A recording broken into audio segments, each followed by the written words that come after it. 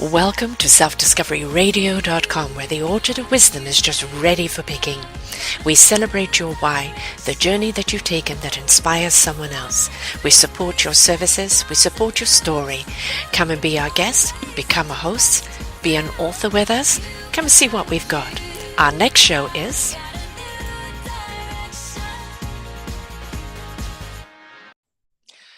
Good morning, good afternoon, and good evening, everybody, and a very happy new year. Welcome to 2019 and to our show, Choose Positive Living. I'm your host, Sara Troy, and my wonderful guest here today is Kathleen Tonnesen. Tonnesen, oh, I got it right, I hope so. I am terrible at pronunciation of names. But the extraordinary thing about this wonderful woman is the fact that she is legally blind in one eye and struggles seeing out of the other one. Yet she is an artist, and an extraordinary artist at that as well, with a very, very diverse background. And she hasn't given up her art, even though her eyes are her challenge. She's sharing her story of courage through her art, her creativity, encouragement in her business coaching. But she's all about overcoming the obstacles. She's all about not letting things get in your way. We're going to actually find out exactly what it is wrong with her eyes. I'm not even going to try and pronounce this. It's one of those peculiar names, but it's something that she's had pretty well all her life. But as I said, if you see, and we're going to hear through this show today exactly what she's done with her life. Excuses is not something that she gives into. It is just find another way. Just find something that you love to do and what passion you've got, and find another way to do it. And don't let anything stop you just because you have a challenge. Now you're going to see she has dark glasses on, and that is to protect her eyes from the glare. It also makes her look really, really cool. And one of the paintings behind is actually one of her paintings there. So let's dive right in with Kathleen and really take the journey of the challenge of her eyesight, but how she sees beyond sight, that beautiful vision that is behind the closed eyes, and how she sees the world from there, because there's a lot to be learned from that. Welcome to the show, love. Thank you. Thank you for having me. It's very splendid to be here and to start 2019 off on a positive note. And you see that wonderful accent comes from Cape Town, South Africa, which I lived in for 11 years. So it's a lovely accent, and you'll probably find that I might go back into it myself, as people can find that they know I've got that dialect there. And now she resides here in British Columbia in Canada. But will you please tell people a little bit about the challenge of your eyesight? As I said, I'm not even going to attempt that name, and the obstacle that you have with your sight. All right. Well, 6 months ago, I certainly wouldn't be able to sit here and talk about it. I was absolutely traumatized and terrified. And just accepting my biological reality, and sitting inside a body now that like a car. Your car gets old and then it needs new parts and you can fix it. But I'm 55 and there's parts that they can't fix. So it's how do I drive my car?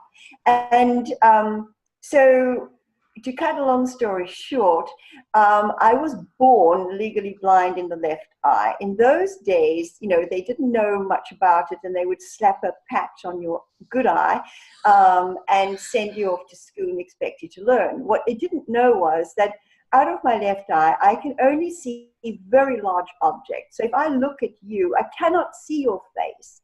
So I was a kid, that was sent out there into the world, and I couldn't see. And it was only, years and years and years later, becoming a preschool teacher myself and working in early childhood education with special needs children, that, I realized, golly, that's why I have a problem in that learning, whatever aspect of school it was.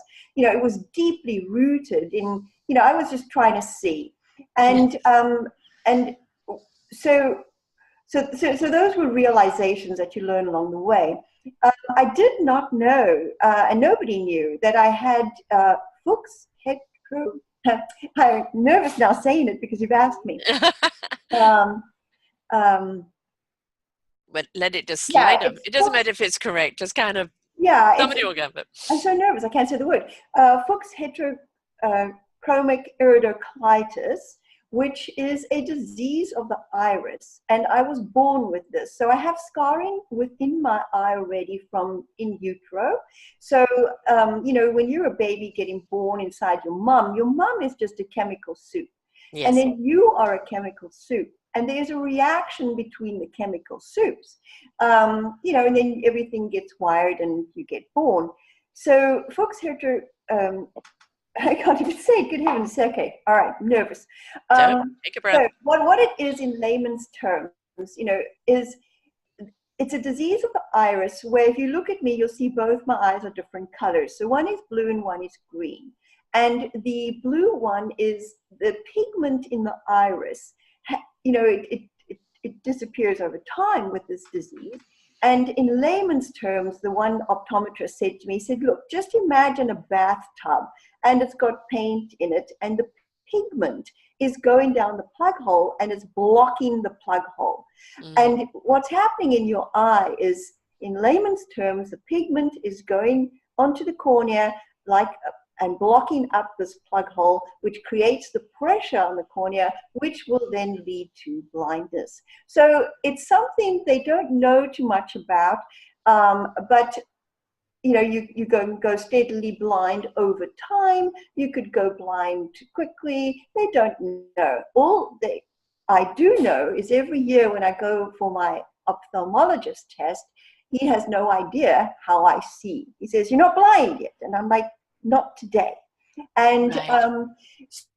So with the Fuchs in the eye, my eye is extremely sensitive to light. So it has a dilation pupil issue.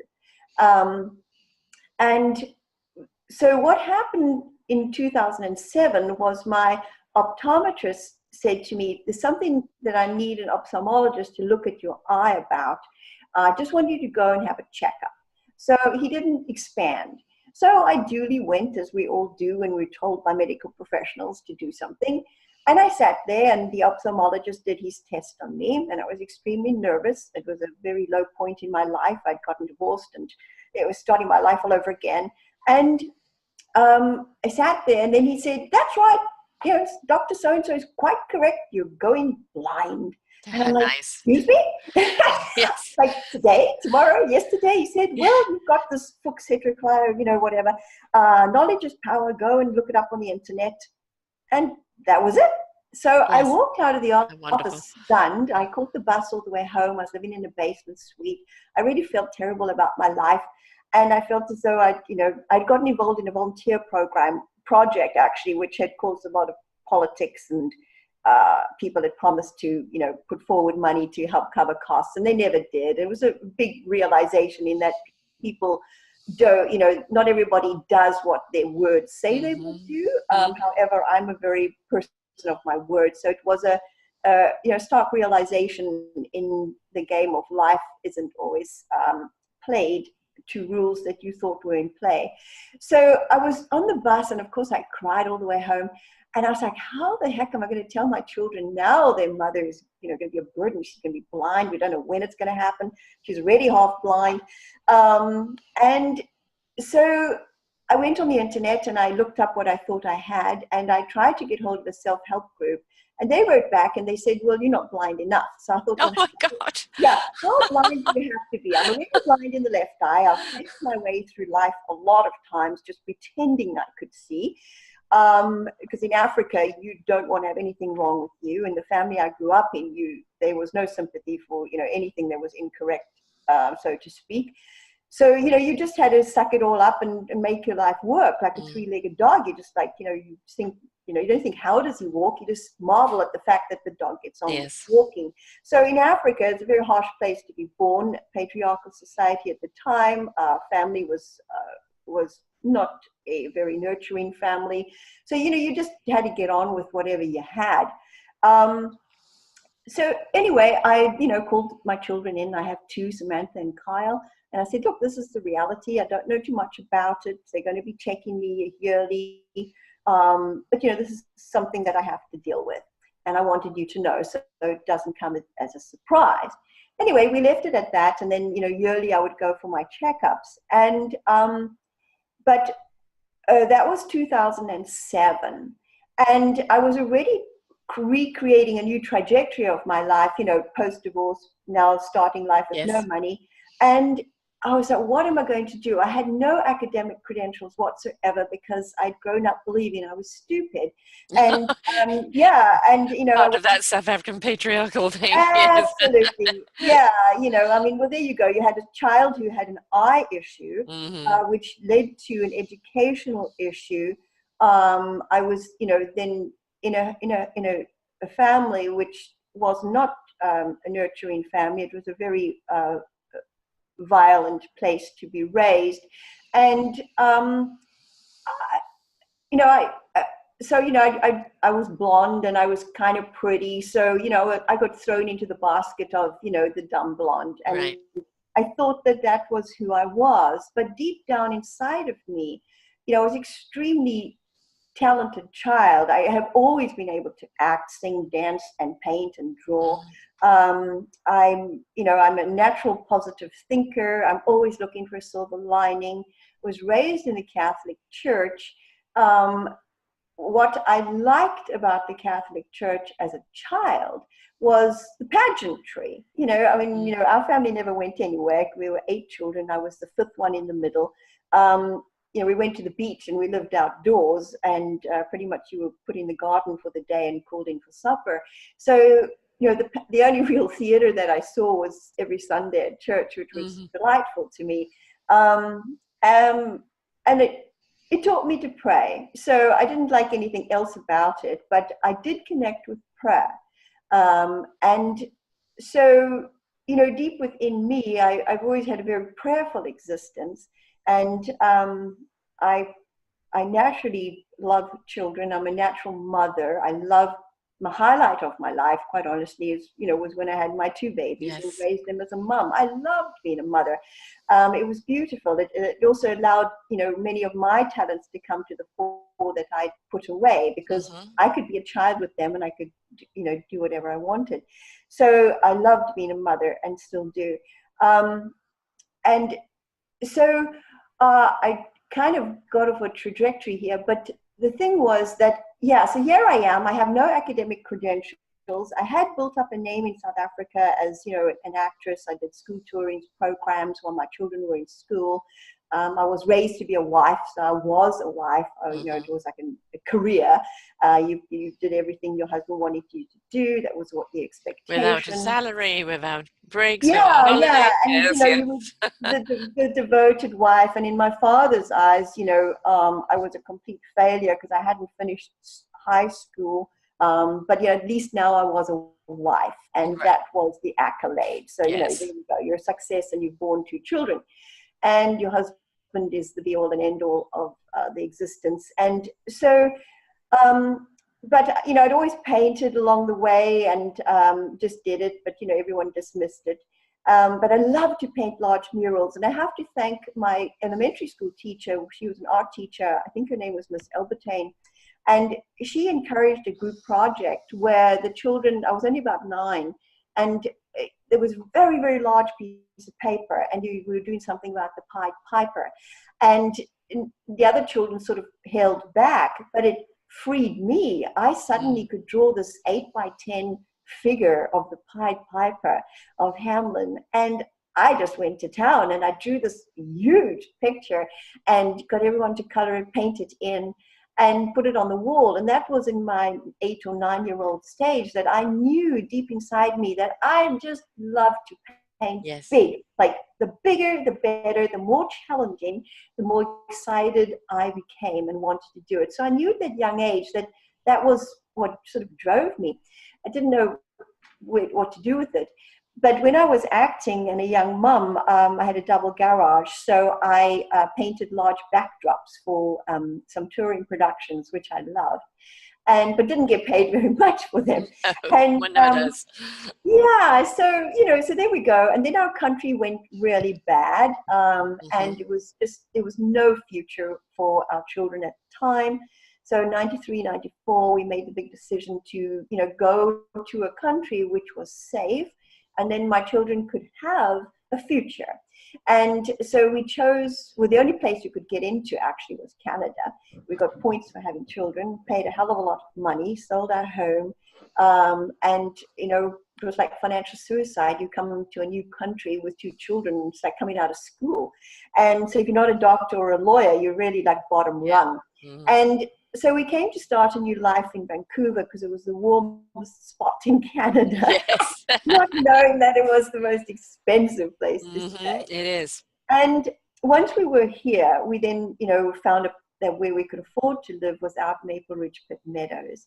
And it was just the most beautiful place for me. I felt as though I was living in a chocolate box picture. You know, you get these chocolate boxes with a beautiful photograph of the mountains and the seasons. And I would walk the Maple Ridge dikes, which are 20 kilometers of just pure pristine bliss. And these paintings started to come out of me. And so it liberated me as a painter. And I started to paint the scenery of the seasons that I was experiencing in this beautiful, glorious BC where I live. But now being divorced and not having an academic credential, and so having no way to, I used to teach after school art lessons, but after the big banking collapse in '08, many of all those odd jobs that I could do, you were now required to have a bachelor's degree to teach after school art classes and, you know, things I'd relied on just to bring in extra money for me. So I was like, what am I going to do? And so I really was destitute. And my one friend was just helping me to keep going, and because I didn't get alimony after my divorce, and there was a program for the government. They needed early childhood educators or security guards, and you could get trained on a speedy program and, you know, get you into the workforce. So I qualified due to my age and the art that I'd done, and to have a choice. So I said, well, I won't be a good security guard. I was like, if you need the bread, take it, you know. And I'm like, all right, I love children, so early childhood education is a good fit. So, you know, just 2 years before turning 50, I went to college. And I was so embarrassed. I was like this old lady in this class of 19-year-olds to 25-year-olds. And I felt really old and out of place. And anyway, I did the courses that they offered, but they weren't enough. When you tried to get into the workplace, nobody wanted to hire you unless you had the diploma. So I'm like, what am I going to do? So my son said, he's so sweet. He said, look, Mom, just try for a student loan and get your diploma. So I'm like, they won't give me a student loan. I don't have credit history or anything. Anyway, lo and behold, I got this student loan. And so I started, you know, to persevere with the diploma. And then an instructor, Kathy Sales at Douglas College, she literally changed my life. She sat me down the one day and she said, look, you know, you're doing really well in all your courses. You're getting all these A's, which I was amazed at. And, you know, why don't you think about becoming an instructor? I said, well, how do I do that? And she said, well, you get your diploma, then you get a degree, and then you get a master's, and then, you know, you come back and you teach early childhood education. And I said, well, I'm too old. And she said, no, she only got a master's at 50. So from a South African mindset as a woman, which I have to say I was completely indoctrinated, you know, I really was a silly South African indoctrinated woman. Here was this woman who was raised in a country where women are treated as equals from the beginning. And so for her, there were no boundaries. Right. There was never cow-tailing to a man because he's of a different gender. And, you know, she showed me that you can teach college in this country at 70. You know, there's no stopping at 60. And so lo and behold, anyway, I finished my diploma. I made the dean's list, which I had to look at 100 times because I thought they'd made a mistake. Right? And they didn't make a mistake. And then I got accepted. I thought, well, if I'm going to do a degree, I'm interested in the brain. The brain is my love. And I want to know more about how it works so that I've seen in anyone I've taught to draw something more than drawing skills happens within that person. but it was just anecdotal. So I thought, well, if I can get the degree in the neuropsychology, which is how behavior affects biology and how biology affects behavior, then I could possibly do research on people who have not been able to draw. They say they can't draw. Then you teach them these basic skills to learn to draw from real life studies. Okay, how light wraps the form, getting the hand and the eye together. When you see an object and from real life and you draw that object, you love that object. You connect with that object, be it a tree, be it an apple, be it a person, whatever it is. There's another level of connecting that happens as opposed to learning to draw from a photograph or something, like that. So if you teach the child to draw the spider, he meets the spider. The next time he sees a spider, he's less inclined to stamp on it because he's met that energy within the spider, as an example. But I saw this confidence boost that happened within my private tutoring. And a woman of 68 came, and suddenly, as an example, she was drawing the one day and she was very in her project. And then I said, "What's up?" And she said, "I've always wanted to learn to fly a plane." And I said, "Well, why don't you go learn to fly a plane? There's a air school down the road. You've got the money, go." And she said, "You're right." Anyway, she went and she signed up. She learned to fly a plane.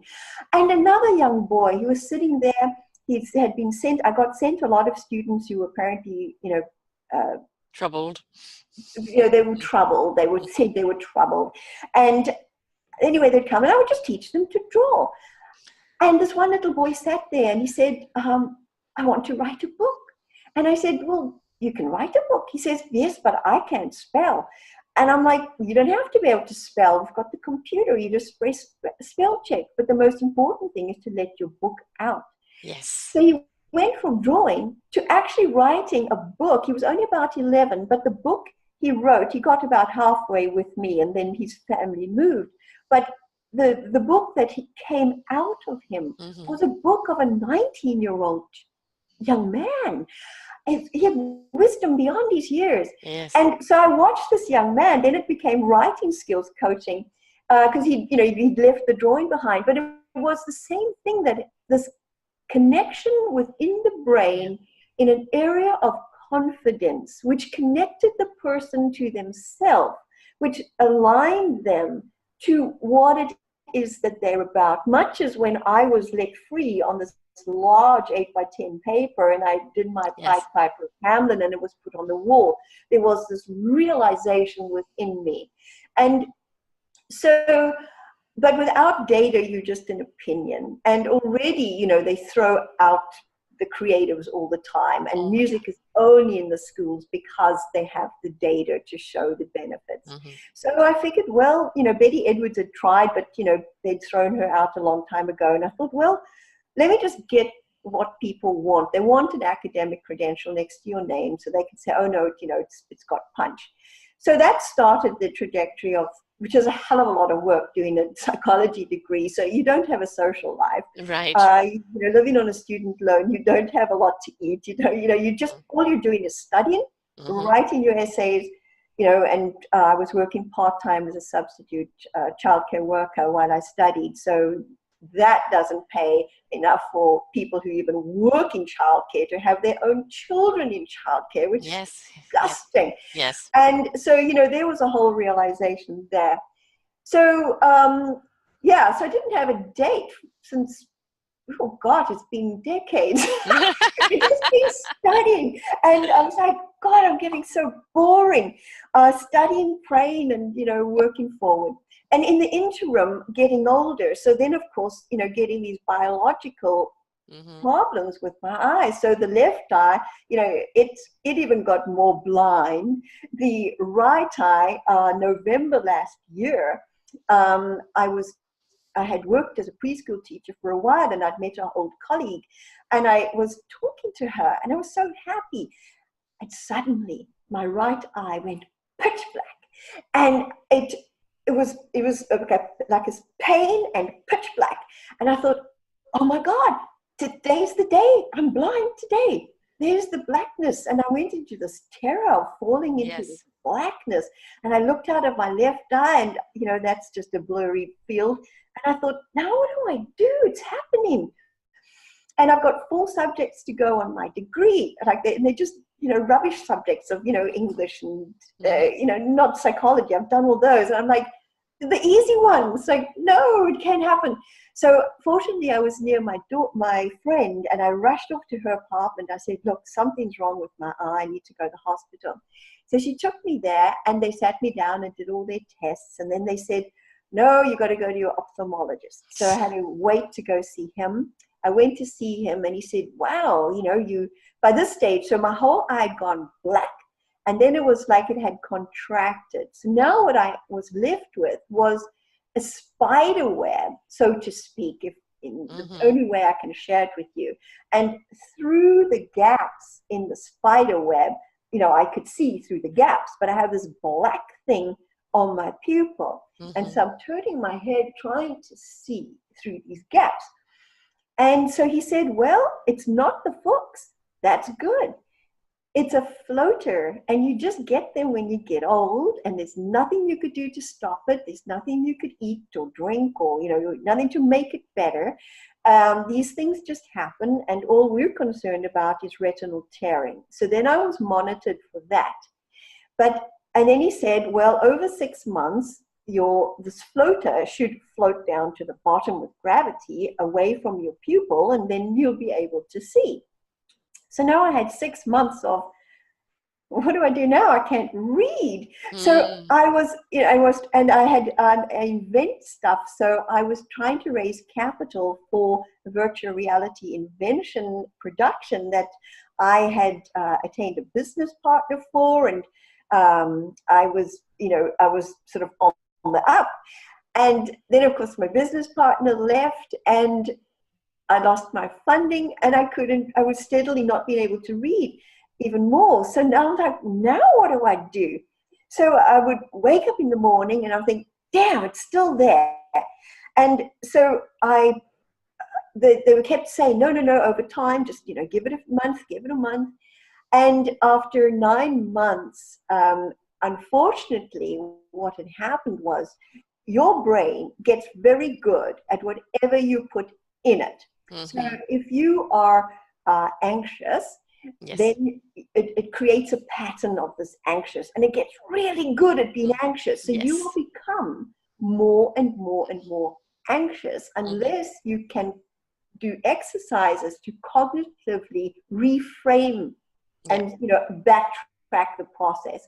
So in my studies, you know, I'd learned all this stuff, but I didn't realize what was happening to me was, over the 9 months, my brain was naturally telling me, Kathleen, you have something in your eye. So you know how you will roll your eye to try and get something? Yes. So my eye would go into these spasms of trying to roll this thing out. And then it would tell me, Kathleen, you can't see, you know, rub your eye. And I was like, I can't stop. If I start doing that, that's terrible. So I wouldn't even start that. So then it was keeping this eye still, stopping it from rolling. And then it was also that I wasn't listening to my brain. So then it started to make me nauseous. Every time I looked, I could look down, all right? I could look down and to the left. So if you imagine a circle and you just take one quadrant on the top left-hand side, that's like where I can see. So the other 3/4 is gone. And so then it started to make, if I tried to look straight, and it happened particularly when I was trying to interact with somebody, because you look them in the eye and you say hello, and I was trying to do business meetings, but every time I looked at a person in their eye and shook their hand, I wanted to vomit. And I'm like, what's going on? So the brain was telling me, you've got this thing in your eye, you know, now will make you vomit because you've got to get it out. Right. And then it would make me anxious. So I became steadily over the 9 months a nauseous, highly anxious person who couldn't see straight, couldn't look at people. I just, so amazing how quickly you lose your confidence. So I'm an extremely capable, practical person. I've never had anyone to help me. I've always had to do it myself. As I said, I was raised in a family where you just sucked it up and you just got on with your life as you got whacked. And you shut up and you didn't have an opinion. And so I was like, wow, what am I going to do? But I was this mess. And then I just wanted to cry all the time. So I thought, well, all right, how do I keep going? So, what I do is my default, and I just pray and pray and pray. But I had also, so when I went to the ophthalmologist, I told him what was happening. And I said, this thing hasn't moved. It's 9 months and I've got all these other things happening. And and I'm a martial artist, so I'd stopped doing that a while back. But I walk every day, but when I was walking, I kept falling to the right. And I'm like, well, now what's going on with me? Am I having a stroke? Yeah. So now I'm like, no, it's just my balance, because your eye has a nerve called the ocular motor nerve, and it works in tandem with your cerebellum, and that's how you balance. Your whole brain is utilized for many functions, not just one area. Mm-hmm. And so my ocular motor is not working now because of these other things. And so when I walk, I was veering to the right and my balance was out. So then I thought, well, I had read in one of my studies, what I actually seen a video on it, was elderly people fall a lot. But the thing is that they can stop themselves from falling if they understand what's going on in the brain. So like with me, now I was starting to veer to the right. So I was with the elderly person, if they fall once, the next time they walk, they're going to be looking at the ground because they're afraid of falling. So what happens is when they go out, they're not looking straight, they're not taking in everything around them. Right. They're now only concentrating on falling. So over time, and it takes years with the brain, it shuts down. So if you're not using those pieces, it just starts to close you down there, and then you will fall more because all you're doing is concentrating on these things. And so the guy was saying you need to look up when you're walking out, training your body to, keep a broad spectrum vision, and retrain your brain not to now concentrate only on falling, because then you're going to fall more. So I thought, well, if my brain is veering me to the right, then I have to work cognitively every time I veer to the right, pull myself back to the left. So then I started to do those, physical exercises, and it's a 24-hour thing. I'm cognitively aware all the time of, as soon as I veer to the right, I'm overcompensating on the left to keep me upright and to try and get my brain, to work. And wearing the sunglasses came into play, because when it wasn't then just interacting with people, it was just being able to look straight. I couldn't look straight. So now I was only looking down. My world became down. And the ophthalmologist said, there's nothing, I just have to find a way to live with this. And, but nobody told me, wearing sunglasses would help. And the way it helped, and, I guess that's inventing me. I thought, well, I just got to invent something to help me. I thought, well, Dr. Larry Farwell, who I had the absolute honor of having lunch with last year for my other project, he invented brain fingerprinting. And he had written this book, How Consciousness Affects Matter, the New Scientific Revolution. I think it's back to front. It's a new scientific revolution, how consciousness affects matter. And in it, he had explained, which revisited what I'd learned in my studies, was with the brain, if you have a white piece of paper and you put a green dot in the middle, well, if you stare at it long enough, what the brain does is what's the dominant color will cover over that green dot in the middle. So you won't see it after a while, you will just see white. Yes, because over. The brain always goes to cover the gap, and it goes for speed and it will go for ease. So I thought, right, if I have this black, gooey, globular spiderwebby thing that I'm looking through, I live looking through this net every day, but it's black, and I have a light sensitivity with the Fuchs, I'm already having dilation problems adjusting to light. Now I have that happening on my eye here. So that's the light thing at the back of the eye. Then I have this black thing here that I'm trying to see through into the world out here. But if the light in the world here, if I can make that into the white page, so to speak, in the example, my green dot should disappear into the white. So if I have a black dot and I darken the rest of my world, this black should dissipate more into the black. So that's essentially what I did. It's very simple. By blocking out and dampening down the behind of my world, the black thing then sort of sits in the sunglasses, and then I could put my head up. So now I'm not closing down other parts of my brain. And then I could walk around. So then I thought, well, you know, I was so embarrassed. I'm like, who wants to sit inside with celebrity glasses on? You feel like such a fool. But then at night, I was already having a problem prior to this of, if I look at a light of, let's say, a car, I have like 110,000 prongs coming out from the light, one light. And so if you've got all these moving lights happening plus street lamps, it's hard on my brain to deal with all that. And I was already having problems. And then, of course, with the black thing, it was just worse. So I thought, well, if I walk around at night where the world is already black and my only problem is the lights, then let's see what happens with the sunglasses at night. And so the sunglasses, so if I look at a traffic light, and let's say if I don't have the sunglasses on, I've got these streams of light. But if I put the sunglasses on, then I only have one ball of light. There's no streams. Right. So I'm like, and there was this lovely feeling in my body. And I thought, oh, great. All right, now I'm not having that anxiety happening.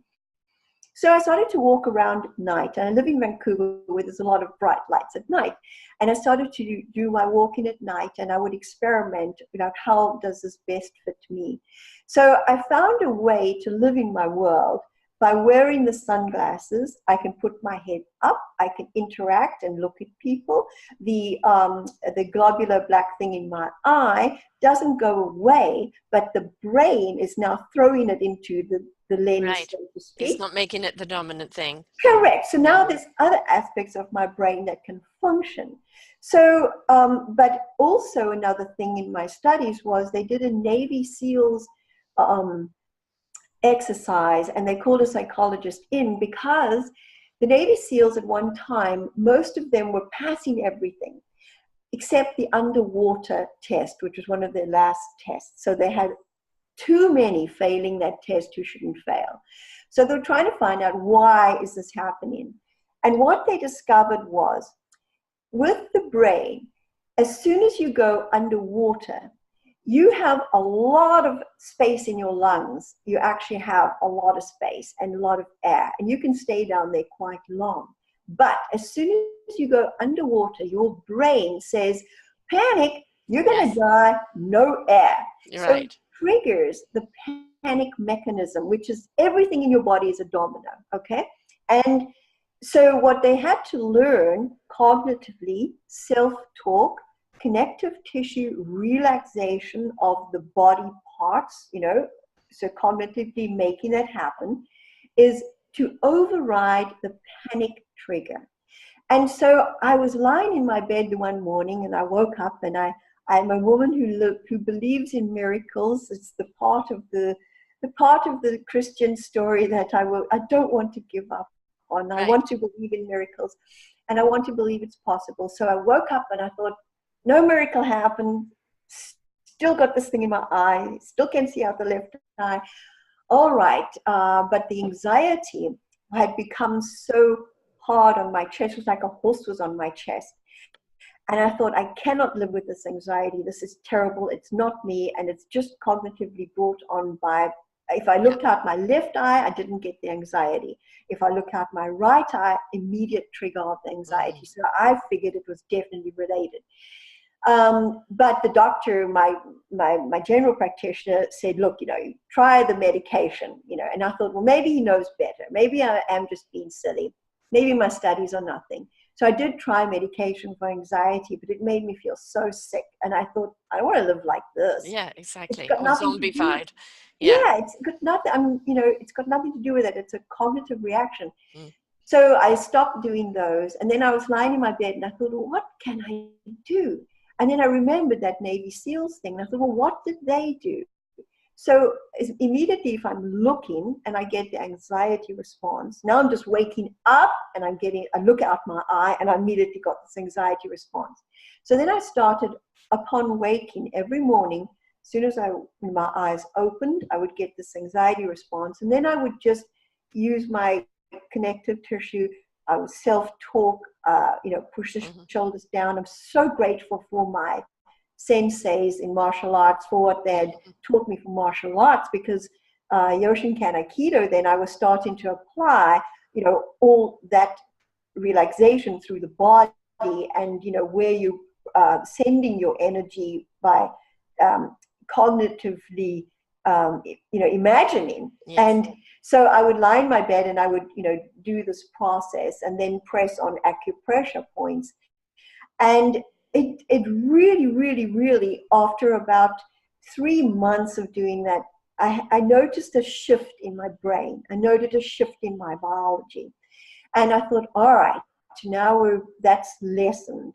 So the anxiety hasn't gone away because it's a trigger, but it's less. And as soon as it arises, you can take power over it rather than it taking power over you. Yeah, and like Yes. last night, I said to you, I can put on my reading glasses and I can look down, and I've lost the ability to scan read. So I used to be able to be a voracious fast reader, and I could scan read, extrapolate points on a page, and off I go. So I lost the ability to scan read. As you read from, your eye moves from left to right across a page.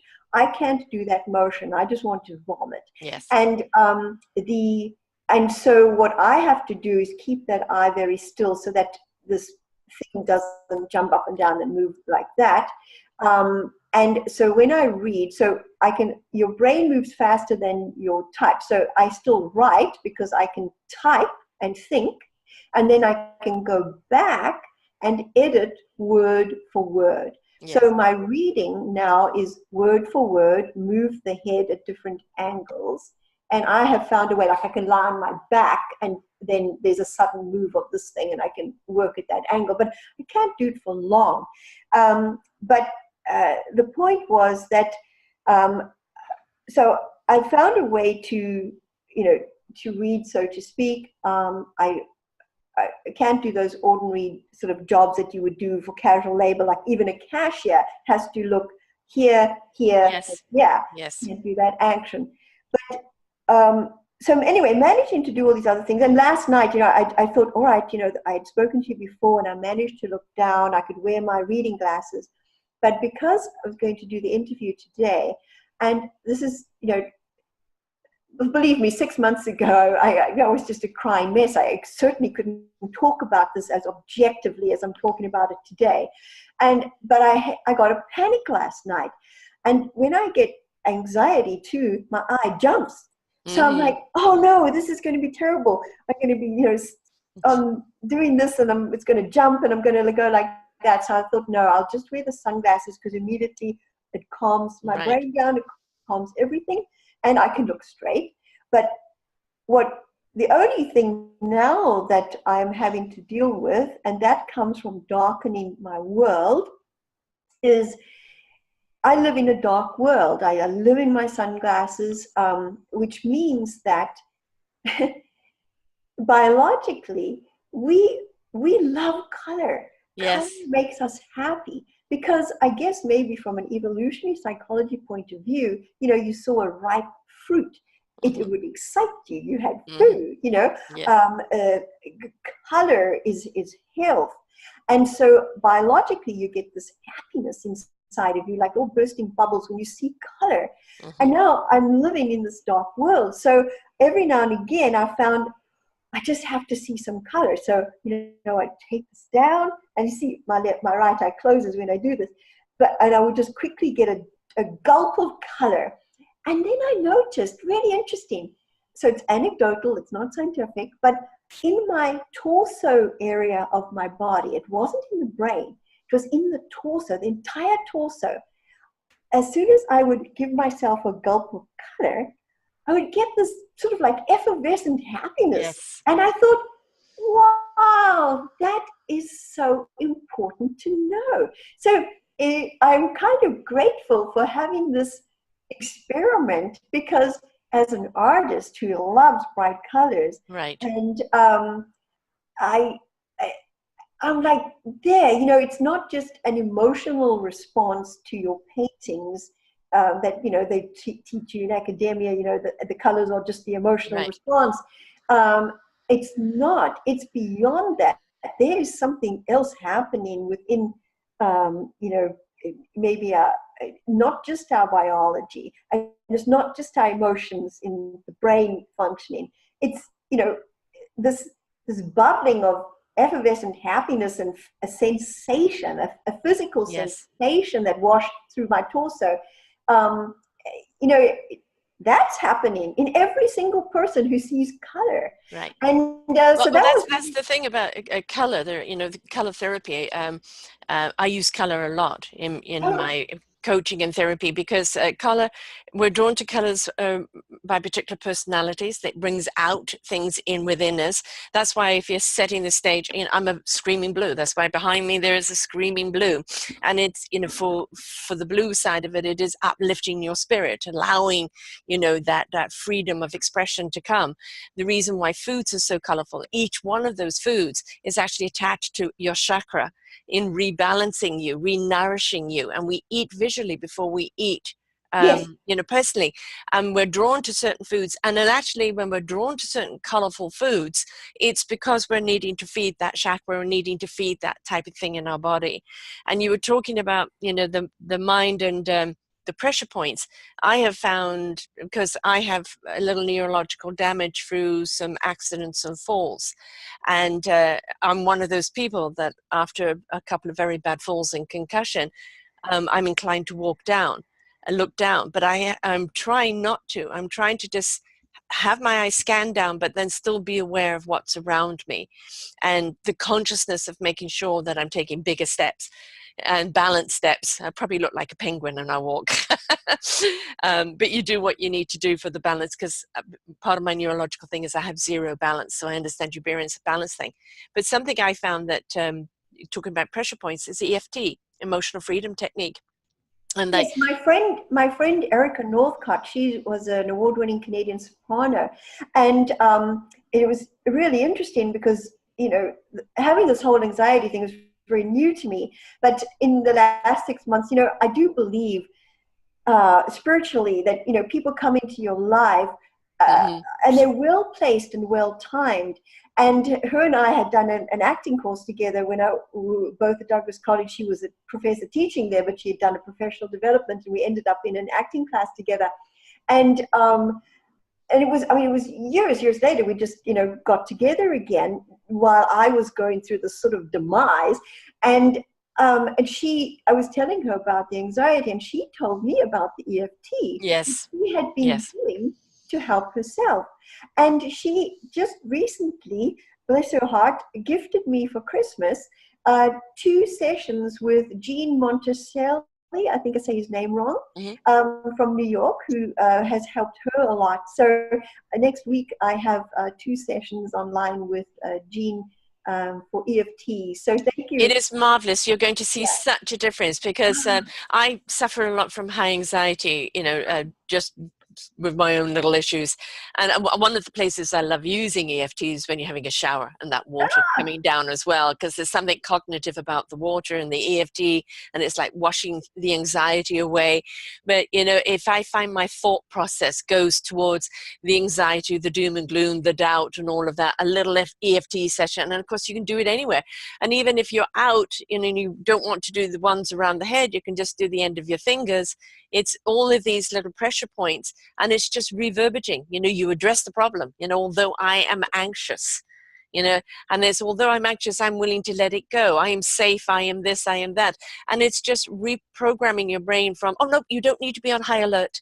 it's okay, you're safe, you can calm down. And it's a wonderful technique, and I'd be really interested to know how, how it helps you.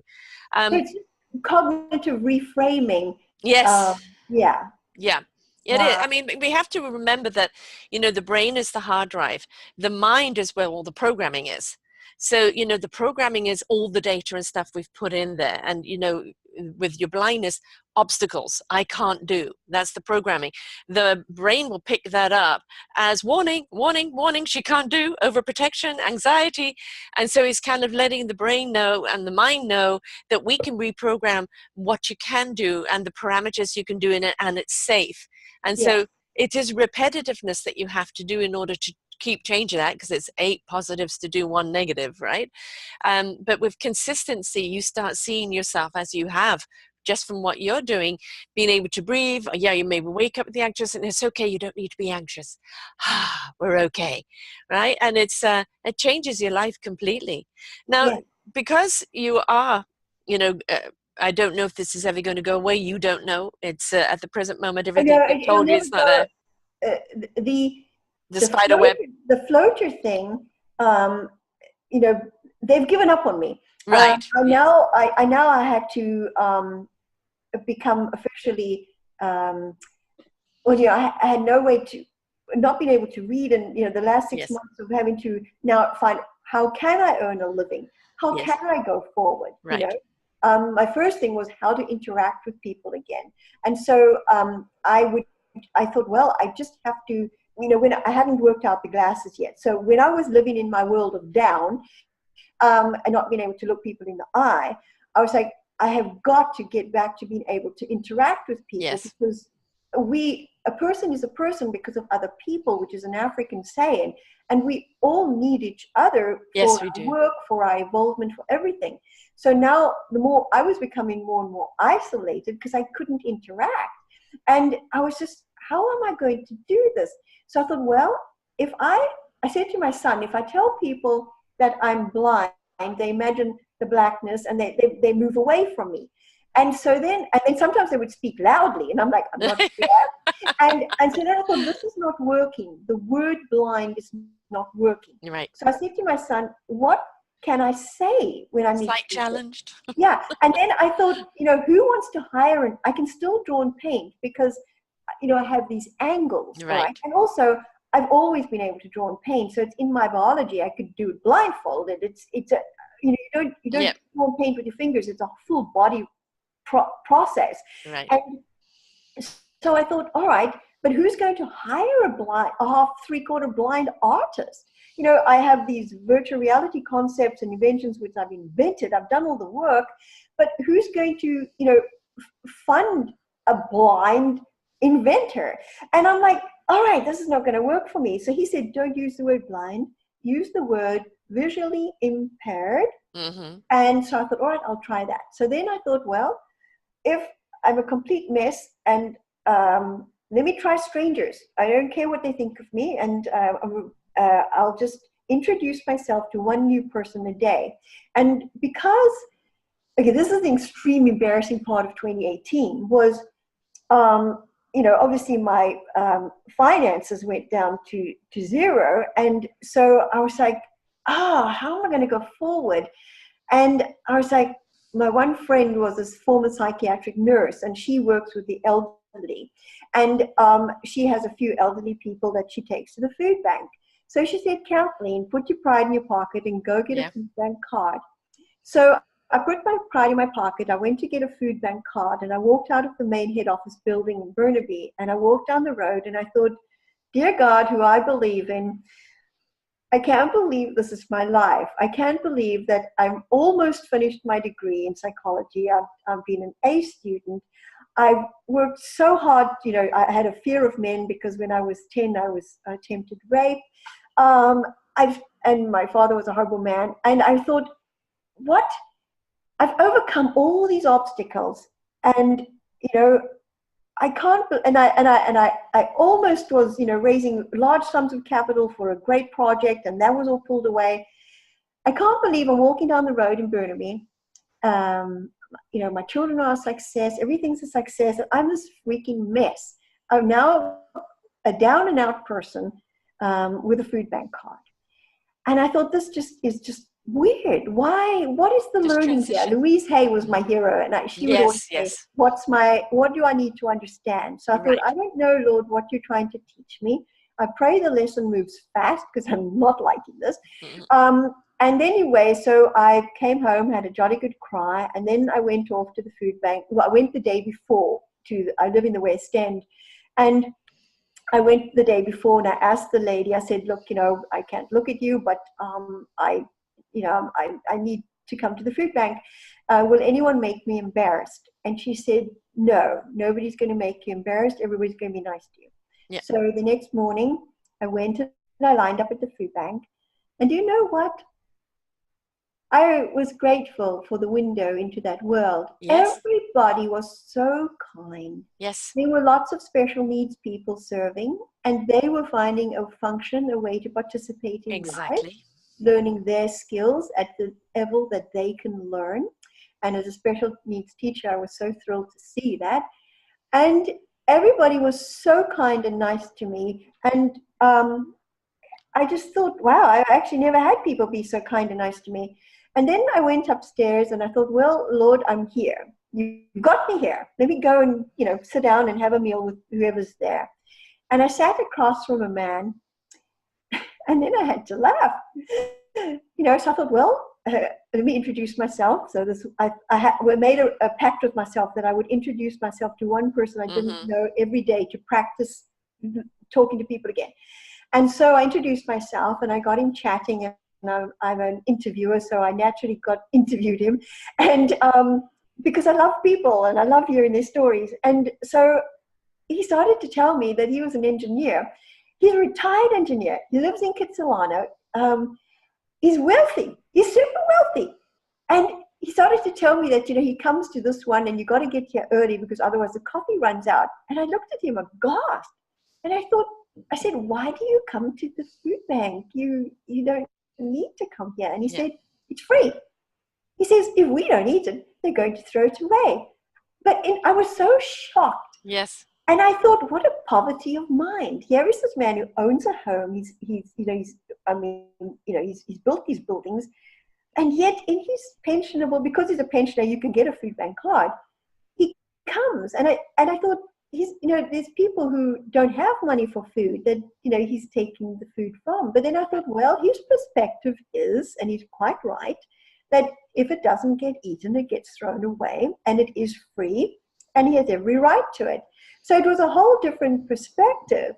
And then I met other people who had been at the top of their tree, but had ended up with, let's say, adrenal failure from, the stress of work. And now suddenly, through their ill health, they found themselves for a few months, before their disability kicked in, of needing to go to the food bank. And then I saw immigrant families from the Middle East with their children. And I sat there thinking, I would have welcomed a food bank card when we immigrated, because it was really hard. We didn't have money for food. Buying food was really tricky. You counted every penny. And before we rebuilt our lives, and which we did. So I got this window into a world. And then, of course, I met with, people who were heavily into the drugs. And I asked them, what, about their lives. And and I discovered, because I felt so bad about all the young people on the street, and I felt at a loss financially of how to help everybody, because I always want to help everybody. And I'm a mother, and I wanted, to mother them, and I'm like, I can't take them all home. What can I do? And then, so I met some people who were living on the streets, and the story that I got back from them wasn't what I expected. Yes. Some of them said, they like living on the street because nobody can tell them what to do. They don't want to be told what to do. And so it was the only place that they really had authority. So, they didn't want to be helped in any way. They just wanted you to leave them alone so they could live with, do what they wanted. Others wanted help and skill development. So there was this whole plethora of different beings with different needs and stories. and myself included. So from a psychologist's point of view, which is my interest, I found it, I'm very grateful now for the window. I'm tired of the window. I'd like to move forward. And so my friend again, also, she said, apply for disability. She says, you only ever had one eye. Now you have the problem with it, perhaps you may qualify for some disability and you're 55. So I said, I don't want to be labeled as disabled because I'm a full-bodied person. I'm sure I can find a way to function. I don't want to be a leech on society. My whole South African patriarchal upbringing that, if there was something wrong with you, that you should just die and not burden the world. So that was a tape in my head. And that's where my brother's viewpoints of us as females, they saw us as less than human and a mess. So it was a deep tape in my head, which I needed to eradicate. And part of eradicating that was accepting my eye situation, that no, I'm not going to wake up tomorrow morning and I'm suddenly going to see out the left eye and the right eye focus is going to go away. I'm born with those conditions. The floater, the doctors can't help me. They don't know what to do. Everyone else's floats away. Mine's sitting on the pupil, and it seems to be deciding to stay there for now.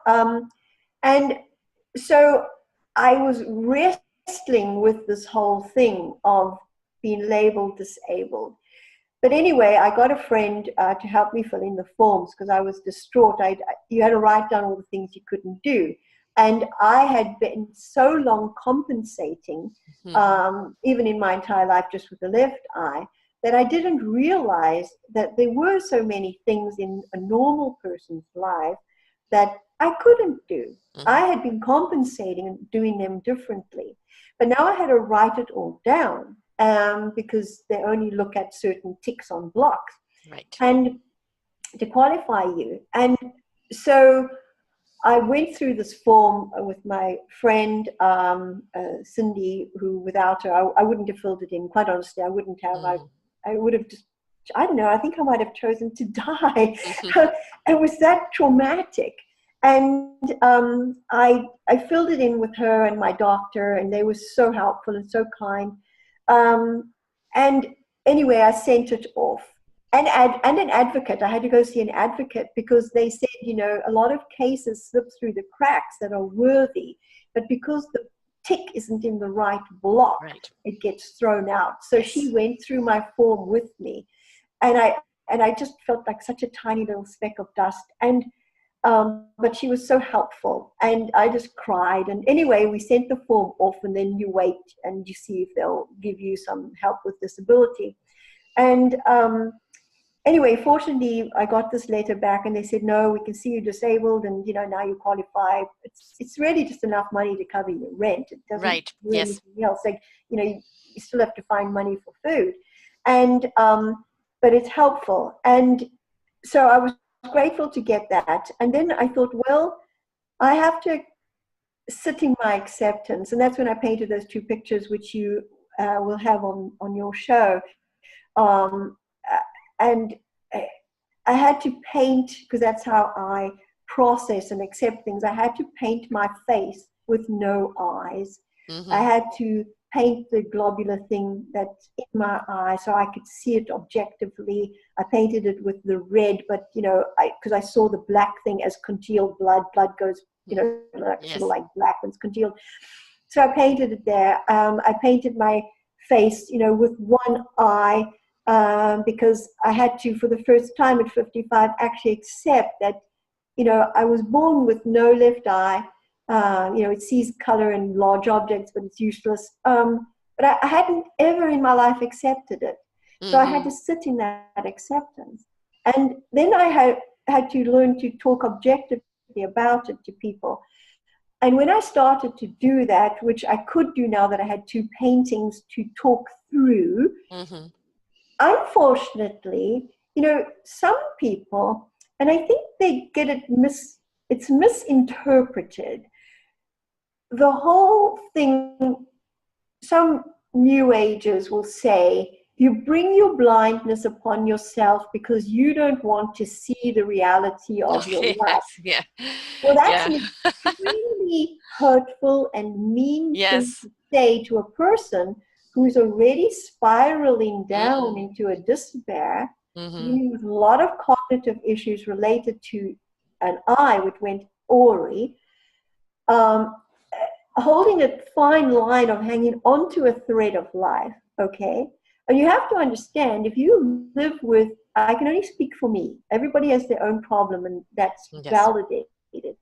My experience is, I'm a woman, everybody wants to be loved and to give love. We're all looking for an intimacy.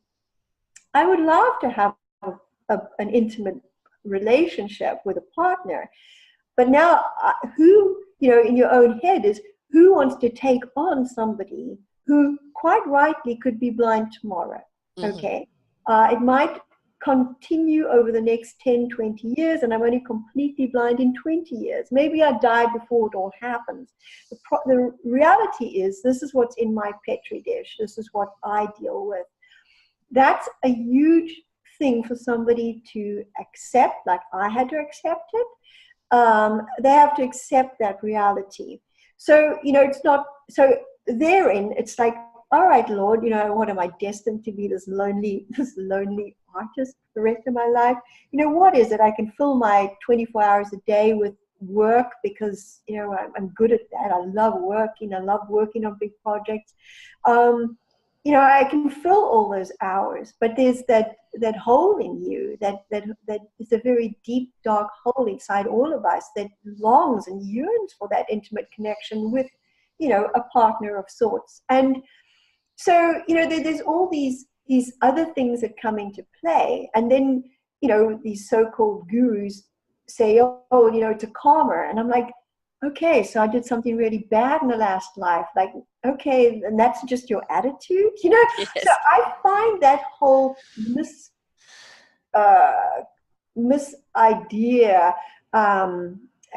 misinterpreted, so to speak, not helpful and used incorrectly. They think they're well-meaning, but I think if they kind of look at it from a different point of view, is that every single one of us is given a challenge. Yes.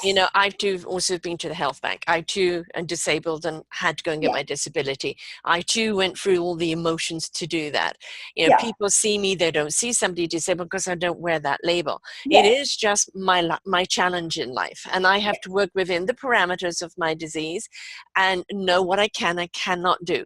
So if it's not surface that you can see it, that's okay, as long as you honor the way I honor my body and my limitations, right? I'm not defined by my disease. That's not my name, my problem. It's just something I carry with me, and it's something that you've always carried with you all your life, and now you've got to a point where you need the help, rightly so, and you're entitled to do so. And now it's the new definition of somebody who is mostly blind. And what you can do now, well, you can still paint, you can still teach. For your psychology degree, you can still do a great deal of work with that. It's just in this transition, it's more to do with other people's expectation of you, rather than you stepping into, okay, another realm. I have a wonderful guy called the Blind Blogger, Maxwell Ivory. I've interviewed him a couple of times. I first met him with a blog that he put out, and I said, I want to interview you. I was his first interview. He's now goes on to interviewing other people. He's gone to New York on his own on New Year's Eve. He gets out there and he asks for the help when he needs it. But he hasn't let it stop him. He participates in life. Exactly. This is his challenge. It's like somebody with one limb or somebody with something else. We're all given something. That's our life challenge. How are we going to rise from it? How are we going to work through it? How are we going to work with it? Because it's part of our story, it's part of our challenge, and it's part of our strength and courage to rise, above it and still be very productive and meaningful in life. And that's where it's at. This past life karma thing, etc. Yeah, I know it's a big, huge new age thing, and who cares if they're right or wrong? The whole point is, this is who you are now. These are your challenges, but all it is a new chapter as to where you're going and what you can do without the reliance of your eyes. As you said, beyond sight, Yes. beyond your eyes, you can still paint. You can still write, even if you have to learn, you know, to do the voice one. You speak it and it types it for you. You can still do so much, because nothing about your brain and its capability and your skills has changed. It's just the way you're doing them had altered. And that transition of going from being able to see and be functional to now be reliant on help and, you know, really be challenged in what you see is where you're at right now. But I have another beautiful blind lady coming on, talking about her sight as well, and what she's become because of it. And I think that sometimes our challenges are our greatest gifts, because they teach us so much. Would you have researched about the brain and the color connection? Would you have done, you know, understood the psychology and understand the points and all of that?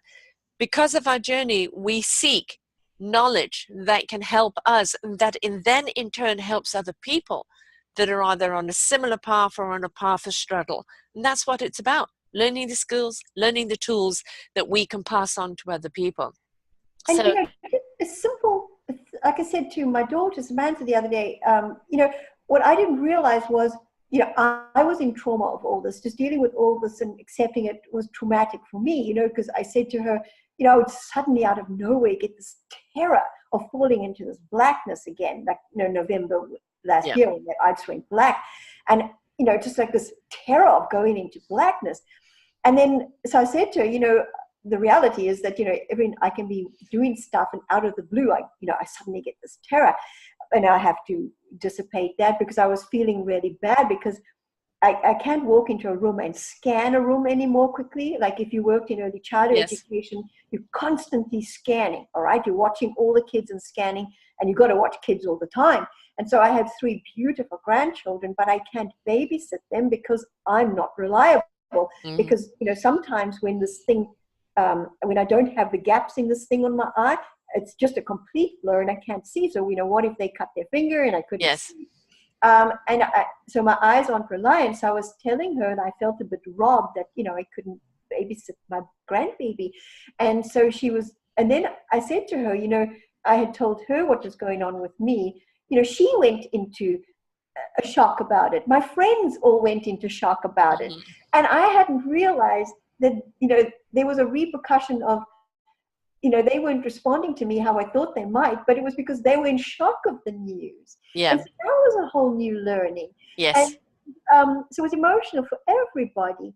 And, you know, my son bless his heart, because he's doing his master's in University of North Carolina, an MBA there, and he won a scholarship for that. So he was so excited. And then, of course, we got the news of me. And he said, look, Mom, you know, I can't help you now, but in 2 years' time, I'm going to be earning enough money to, you know, I can take care of you. He says, just find a way to keep yourself going for 2 years. You know, he was anxiety and worried about his dear mom when he had this beautiful chance to go off in his life and, you know, do what he's called to do. And I didn't want him to feel bad, but that was so sweet. But it's just about participating. But, you know, when I was thinking, you know, I do need my business coach, Cresswell. Cresswell Walker, a wonderful man who sailed around the world with his wife single-handedly, a wonderful person, and he always finds a way. And so, you know, he had said, you know, you can tell your story. And at the time, I was never, ever going to tell my story. I just couldn't even think about doing it. And he said, no, you'll tell your story. And then when I was thinking, well, who would I tell my story to? And then I found, you know, your radio station and inquired. And I thought, before I spoke to you the last time, was if all I could tell somebody who has ordinary floaters in their eye, because when I went to there's a front of eye surgeon and a back of eye surgeon. So the back of eye surgeon would have done the floater operation, but they won't touch my eye because it's too dangerous, okay? So when I had gone to the back of eye surgeon to have them investigate whether or not I was a candidate for an operation, there were hundreds of people there. Yes. And you know, they're all walking around holding their eyes. And once I'd figured out the sunglasses thing, I thought, nobody, and the doctors had said, no, there's nothing we can do. I thought there must be hundreds of people out there who have different floaters to me, but they're also causing them this problem. And they're also all looking down, or maybe they can't look sideways. And yet, if they just knew about blackening the black, so the floaters dissipate into that, maybe they could start to put their heads up again. So I thought, well, if the only takeaway from the chat that I have with you today is that if somebody has these floater things in their eyes, or has this light sensitivity to these streams of filaments that come out from a light at night, and many moving lights doing that, it drives you mad, gives you a headache. Put on the glasses. I didn't find the brown lenses very helpful. I found the sort of bluey black. Bluey black, yeah. So that's just a little hint I can share. You've got so much to share there because of your journey. I mean, you were always blind in one eye. So, and now you've got the challenge of the other eye. And it is, obviously going for somebody who's fiercely independent. And, I lived in South Africa. I know it's, hey, you chick, give me another beer. That's all you're good for. Yeah, women are just things. They're just second-rate citizens. Yes, exactly. And so kind of coming from that mentality and placing value upon yourself, and even, going back to school in your 50s and learning all that you're learning, and the fact that you're still doing it even though you're challenged is an inspiration to other people. Thank you. We're given challenges, but it's not for us to be paralyzed by. No. It's for us to work through the process of how to live within those challenges and still thrive, still do something that is a contributor to the world, to ourselves. This is just our challenge. I've interviewed people that are blind, that have no limbs, that, have enormous amount of obstacles, 65% burnt all over their body. I mean, just an enormous amount of stuff. Who they've become because of their challenge. And the working through it, and that self-discovery of just how much they can do has absolutely been an inspiration for other people. So never sell yourself short. Oh, thank you're you. Already an inspiration of the fact of what you have gone through. And now that you're here in this place, and one day that blindness is going to come, it's just preparing yourself when it does, but continuing to paint, to inspire the people, to educate other people. And you maybe can't do it in that parameter. You're at a new parameter now. And you're just changing the way you're doing things. And don't stop. Don't stop. It's just an adjustment of how you do something. It doesn't mean you stop doing something. Yeah. Well, for me, I do have to say, I don't know how people get through life without prayer and faith. For me, it's, that, call it a placebo, call it a crazy belief, but that's it's an energy, actually. It's a very positive, loving, caring energy, because God is as we are. God, it's all love.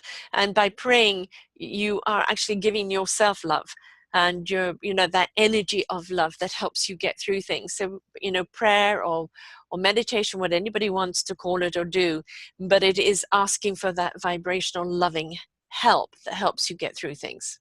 And guidance, and it's like, all right, where to, I always believe you keep yourself home zoned and ready, so physically is best physically fit as you can, best mentally fit as you can. You just try and keep yourself home zoned and ready for action. So when you're called into action, you can go, and you can do what job is assigned to you, whatever it is, in a spiritual manner. So are you still painting now? Yes, I have. I'm an idea flood. When I was married, my husband would tell me that, I was just mental and crazy. And another reason why I was interested in psychology, I was like, well, maybe I am mental and crazy, because I'm an idea flood. I mean, even since a child, I hardly sleep. My brain is constantly creating, whether, it's poetry, writing, drawing, thinking, whatever it is. It's and I thought, well, where do I fit on this continuum of craziness? And I don't drink and I don't smoke. Extremely boring in that retrospect. I have this vicious hunger for knowledge, which delights me. And which now needs to be shared. Yeah. I mean, And you've shared this here today with, even as you said, that the sunglasses, the tilting of the head, the pressure points, the reprogramming, all of those type of things, because that's what anybody who's facing any form of challenge is going to need those tools to get yeah. through it. Yeah, and I volunteered when I was a student at the evolutionary psychology conference, and we were then allowed to go into the different talks. And there was this one talk, and they were saying that on a continuum, okay, if you imagine a continuum, on the one side of the extreme, you have a person with schizophrenia, and then you have on the other extreme a person with autism. And what they were maintaining within their research of thinking was that the schizophrenic has too much imagination, the autism has no imagination.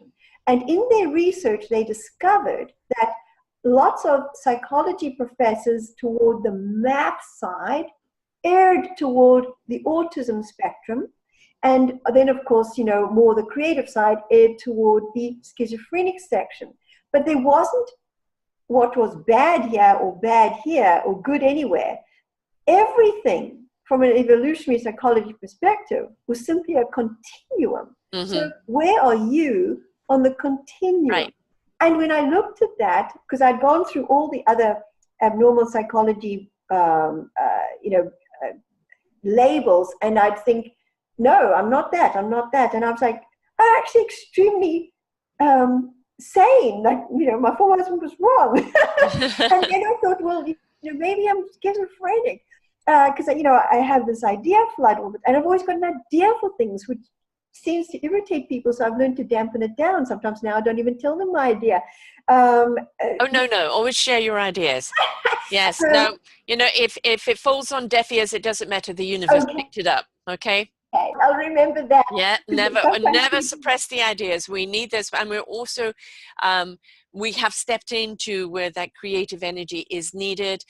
It's absolutely relevant and necessary to this planet, those creative ideas, and we're in that vibration right now. But there's also beautiful platforms all around to take those creative ideas, and I'd love to even talk to you about your virtual one. But we are going to have to wind up now, love.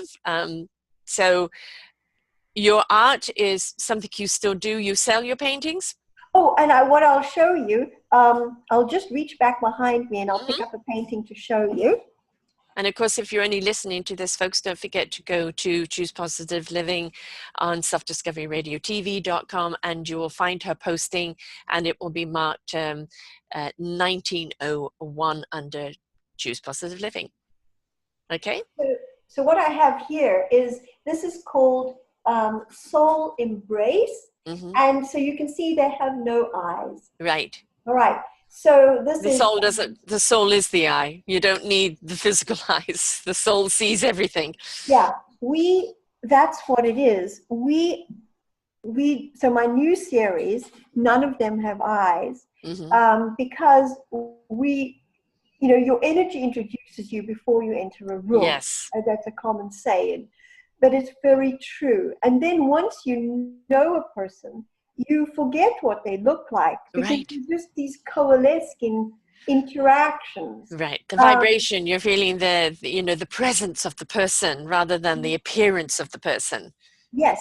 Yeah. And when I hadn't figured out the glasses and I was looking down, when I was trying to interact with people, what I discovered was, wow, when you lose your sight, you lose the social interaction ability of reading the nuances on a person's face, of knowing when you can interact in the conversation. So you have to tune it into a different way. From a person who was able to, pick up and interject at a correct time, I was becoming the social inept. So then I was like, ooh, I just better keep quiet because, I'm like blurbing at inappropriate times because I'm missing this facial cue. And so I thought, well, that's an interesting thing to know, that a completely blind person would need to find a way to know how to interact. Yeah, tune into different senses. Yes, you know, it's knowing the pause, you know, where the breath is taking someone as to when you can interject. And it's also, you know, tapping into that presence of the person, the vibration of the person, and you're getting to sync of that. And that's the thing, we have all these other senses. You know, Yes. our eyes are just one. Yes. And the thing is, I actually vibrationally, spiritually see so much better when my eyes are closed. And that's when I am the most creative. So, you know, it's your insight is going in and seeing things from a different point of view. And we rely a great deal on our eyes, but sometimes our eyes fool us. Yes. And Just if like, we see through closed eyes, we actually see something that more is truth. And so your blindness is a pain in the butt, I understand, but in a lot of ways it's a gift for you to see beyond sight and see truly, you know, where does your art come from? Yes, visually you need to see a little something to perhaps paint it on the right thing and not some other canvas, but the art from you comes from within you. Yes. And that's the thing, when you just let the art flow, it will be what everybody else needs to know. So can you tell people, love, how they can get hold of you? And if they wish to buy any of the art or commission a painting or anything else they want to know, as I said, with the wisdom that you have and the teachings that you have, there's many other avenues that you can go. So how do people reach you? Well, they can phone me. So it'll be 604-786-9498. That's Canada. So 1-604-786-9498. They can email me at kton, all lowercase. So it'll be kton_paint@yahoo.ca. They can just Google my name, Kathleen Tonnesen, Tonnesen. I'm all over the web. I have a online store for prints, merchandise, handbags, mobile phone covers, whatever you want with original art on. And that would be Kathleen Tonnesen at pixels.com, Fine Art America. And then you can also, if you Google my name, you'll see Kathleen Tonnesen Artwork Archives. So that would be my gallery portfolio website. And then I did have something wonderful happen, which I'll leave you with, is I got accepted into the Florence Biennial in Italy for October 2019, Wonderful. which is a pinnacle of my life. I've always wanted to go see the Sistine Chapel in Rome, because I once painted a 53 square foot ceiling, dome ceiling in South Africa in an upmarket bed and breakfast. And it was a chariot race, and I've always wanted to go see the Sistine Chapel. So I'm so excited to be going to Italy next year. I've got a sponsor now, also through my eyes. I met her through my eyes. And she's sponsoring me to go to the exhibit, and I go as an artist to Italy. Yes. See Michelangelo, not as a tourist. You know, that's the thing. It doesn't. This is your challenge, your obstacle that you work through. But what you begin to see, or what you are seeing, without the eyes, you know, is so much more profound. And it'd be very interesting how the Sistine Chapel, you'll see it in, you know, in whatever layer you see it in. But I find in places like that, it's not the seeing, it's the feeling. Yes, and that's what seeing. And that creates the sight. Yes. Yes. Yeah. So that tags us back into our title, and that's exactly what I wanted to share was, you know, if you're a portrait artist, you're seeing the person beyond that face, that bodysuit of time, and that is your function as the portrait artist, is to find that person inside that bodysuit of time. Right. And that is seen beyond sight, finding that real raw person that you're connecting with, and then connecting with and loving, because, you know, everybody that we meet, it's a sharing of a loving, you know, a small interaction in a day. You're sharing your loving, you know, whether or not you just. And that's the bottom line of it, the loving. You know, we have to go back to love. We have to love who we are, why we are, what we do, what we stand for. And we have to, you know, seek out and loving other people and bringing up that whole love vibration, because it is actually the frequency we're meant to resonate on as a human beings. And we've tried the old hate thing and despair thing and everything else. It doesn't work. So let's give love a chance. All right. Love a chance. And I would love to speak. So I don't really know how that works. I would love to be invited to get paid. I'd have to get paid. Yes. I do have to get paid because I have to eat. People think artists will just do everything for nothing. Yes, the starving artist. No, sorry, folks, it doesn't work that way. How do you think the paint gets bought? And that's expensive. Right, yeah. But thank you so much for giving me your time, giving me your loving today, for reaching out to me, because 6 months ago, it was hard just to wake up and breathe. Right. And look how far you've come, and look where you're going. This year, 2019, you have got, something to look forward to, and who knows what happens in between. Yeah. It sounds to me that you've already got the challenge of your eyes and how to deal with it, right? And, maybe you need to at some point go with the white cane to make it easier for other people to understand your challenge out there. And you've still got some adjustment, which, yes, whenever you're given a disability, there is the adjustment phase, and there's always constant adjustments. But it's a redefinition of who you are along with your challenge, and you haven't lost anything of you. What you've done is, because of your challenge, gained a great deal of you, and that's what you're ready to share with everyone. So thank you so much, love, for coming and sharing your candid story here today, because I'm sure whether somebody's got the same disease or not, whether it's eyes, whether it's hearing, whether it's something else, is the facing of the challenge and what we can do to adjust to it. Go through it. Some people can come out the other side and they're whole again, and for other people it's with you for life, and you're never going to get back what you lost, but it's what did you gain from it. That's the message I leave with everybody. What did you gain from it? Because what you gain from it, you'll find in the end is a great deal more than what you lost. So thank you so much, Kathleen. Thank you. Until next time, folks, remember, you can discover your own self-discovery of just how awesome you really are, despite whatever challenge that has been given to you. Never sell yourself short. Allow yourself to go through the process, and you never know who this awesome person is going to be that comes out the other side. Until next time, folks, bye for now. For more wonderful shows like this, please go to selfdiscoveryradio.com, podcasts, and see our lineup. And if you wish to support us, we have a funded button. Please stay tuned for our next show.